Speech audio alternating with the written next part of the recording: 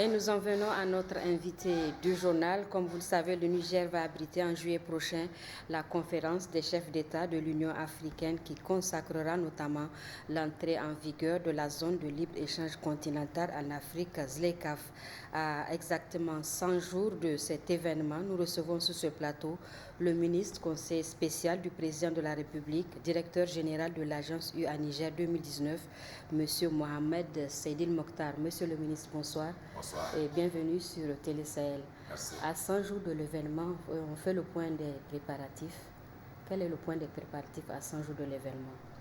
Bien, merci Madame pour cette invitation-là. Effectivement, nous sommes aujourd'hui à 100 jours parce que la conférence des chefs d'État et de gouvernement africain que le pays va abriter se tiendra le 7 et le 8 juillet 2019. Et avant ça, nous aurons le 4 et le 5 la réunion du conseil exécutif composé des ministres des Affaires étrangères.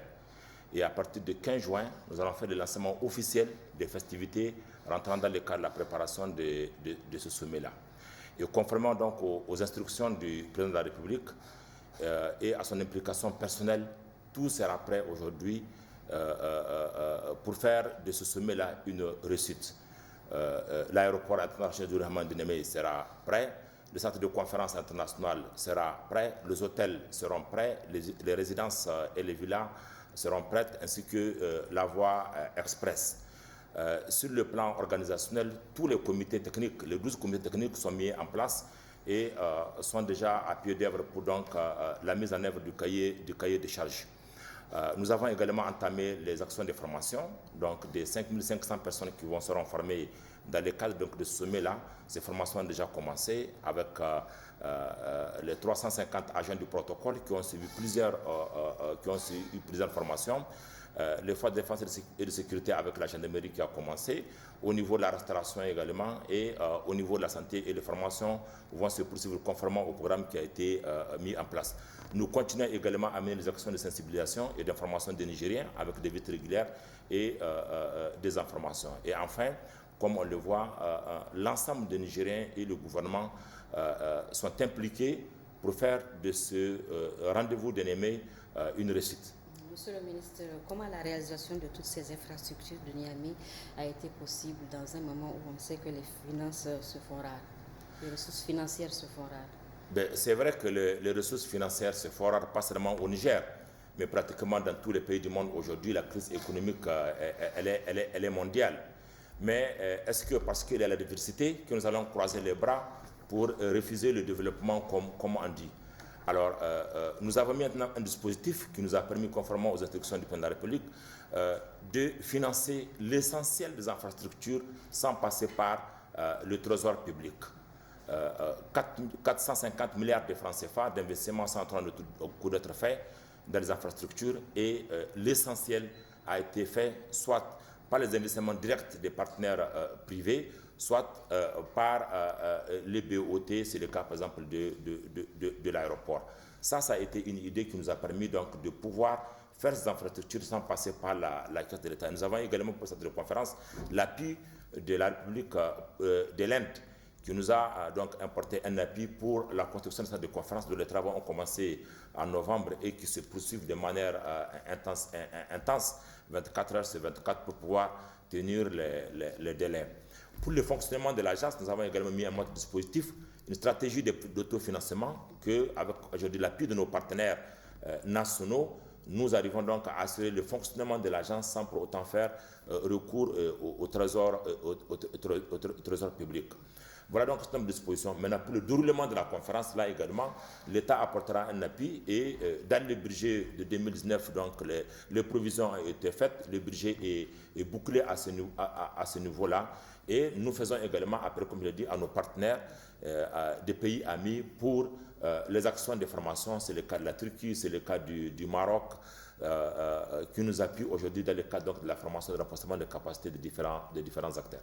D'accord, Monsieur le ministre. La première session des missions d'évaluation de l'Union africaine a séjourné à Niamey. Les résultats étaient encourageants. Qu'est-ce qu'il faut en retenir? Oui, ça a été un véritable motif de satisfaction pour nous parce que l'Union africaine a effectué des visites dans les pays pour voir le niveau des dispositifs mis en place. Cette première visite qu'ils ont effectuée au Niger, on a fait passer l'élément sur toutes les chaînes du pays.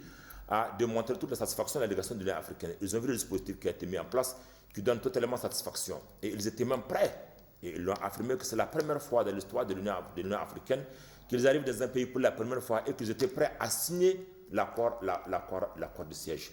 Donc, ils sont partis totalement rassurés et ils ont souligné également le leadership du président de la République pour la politique qu'il a mise en place qui a permis, au bout d'1 an, d'aboutir aujourd'hui à la mise en œuvre du traité de la zone de libre-échange continentale. Ils l'ont affirmé qu'il y a beaucoup de traités qui ont fait pendant 30 ans sans être ratifiés et grâce aujourd'hui à l'implication du Niger, au bout d'1 an, Niamey consacrera l'entrée en vigueur de la ZLECAf, ce qui est vraiment un acte historique, mais également une décision à l'honneur de notre pays. Le sommet de Niamey verra également l'entrée en vigueur de la première réforme de l'Union africaine. Donc nous aurons la chance d'être le premier pays à accueillir le sommet de l'Union africaine dans la réforme actuelle qui donc regroupe les États de l'Union africaine et également le comité économique régional. C'est pour vous dire que c'est non seulement un sommet important, mais c'est un sommet historique pour le Niger et pour l'Afrique.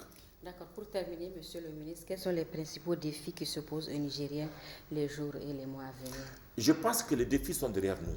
Le plus gros défi, parce qu'il y a 1 an de cela ou 1 an et demi, si on demandait aux Nigériens est-ce que la conférence aura lieu, beaucoup vous diront non. Mais aujourd'hui, lorsque les gens voient le niveau d'avancement des travaux, lorsqu'ils en voient l'implication qui est autour de ce sommet-là, nous n'avons aucun doute aujourd'hui, c'est la tenue du sommet de l'Union africaine. Donc les grands défis sont derrière nous. Mais par contre, le défi peut-être auquel il faut penser, c'est le dispositif organisationnel.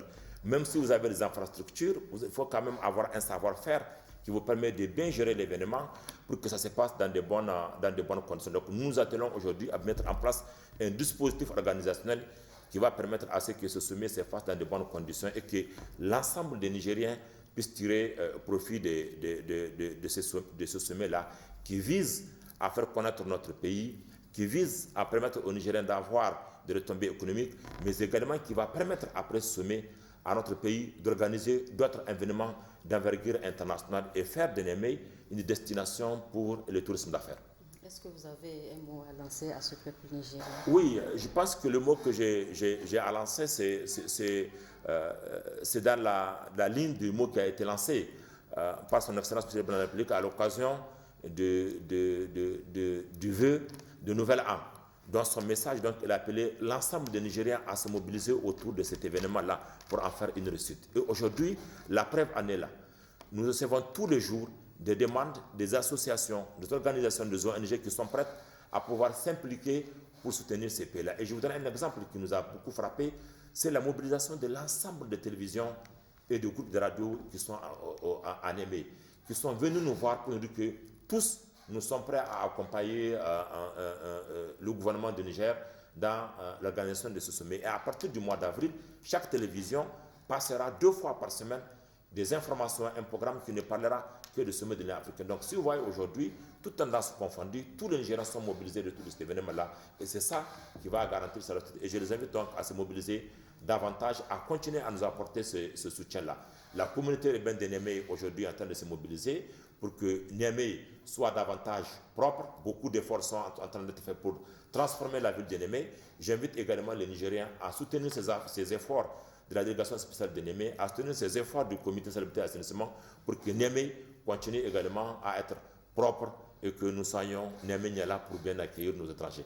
D'accord, merci Monsieur le ministre et bonne chance pour la suite. Je rappelle que notre invité était Monsieur Mohamed Seydil Mokhtar, ministre conseiller du président de la République, directeur général de l'agence UA Niger 2019. Merci et restez avec nous pour la suite de cette édition.